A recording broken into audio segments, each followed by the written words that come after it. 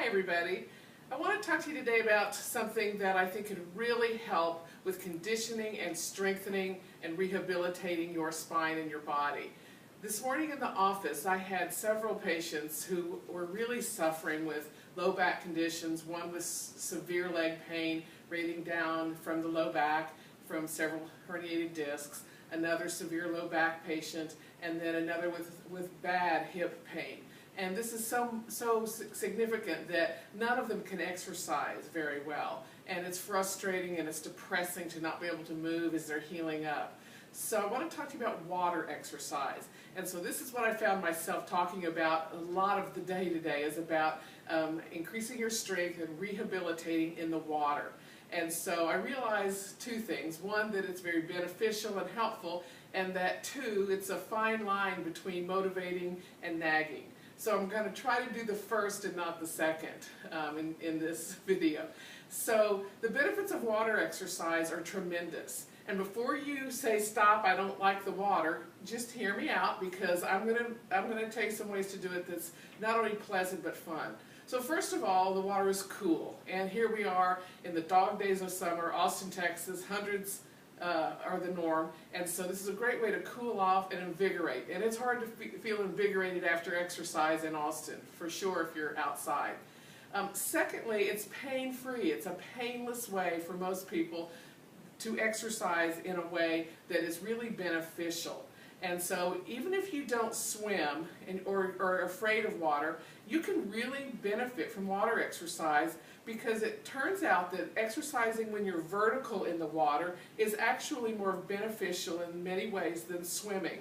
So if you're a swimmer and you love to swim, you don't need me to tell you how to swim laps. Go swim laps. I've been a lap swimmer for years. But I've now started doing some water exercise, water aerobics exercise in an upright position. So the benefits are that you don't have to fool with your hair, and you don't have to get completely wet, you don't have to be a good swimmer, and really all you need is a bathing suit and some water shoes, and you get in the water. So there's pools around Austin everywhere. There's so many community pools, there's apartment pools, you have friends with pools, there's health clubs with pools. It's really easy to find a pool in Austin. And so you get in the water, and just, if you're not in great shape because of a physical ailment, or you're deconditioned, you haven't done much in a while, just get in and start walking around. And begin walking with bigger and bigger steps, and move faster and harder into the water. Now the beauty of it is that the harder you push, the harder it will push back. So if you're not doing well, if you're having a lot of pain, just walk slowly and easily and get used to it. But the water will push back as you push against it. So it's 7 to 8 times harder just at a slow speed to move in the water than it is on land. And if you really push hard, it can be up to 40 times harder. So you're getting a great workout, but you won't get sore. And the reasons for this are that you're buoyant. You're usually buoyant. If you're in deep water, say chest deep or shoulder deep water, then you're only going to weigh about 1/10 of your normal weight. So you don't have compression and jamming on your joints of your spine, your hips, your knees, your feet. And so it basically unloads your spine. It's like you're in zero gravity as you exercise.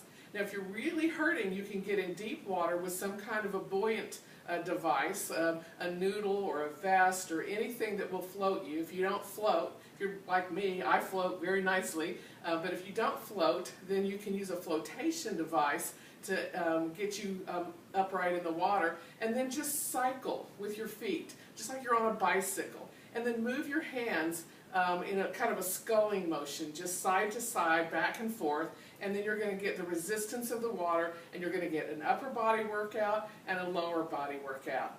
And there's many other things you can add to the mix to help with resistance training. I love these gloves. I work out with these all the time. These are called HydroFit gloves, and it's basically soft swimsuit type material. And so what you do is you just spread your fingers, I call them my Spider Woman gloves, and then you just move them through the water, and it increases the resistance. And so it's really a hard workout if you push hard enough.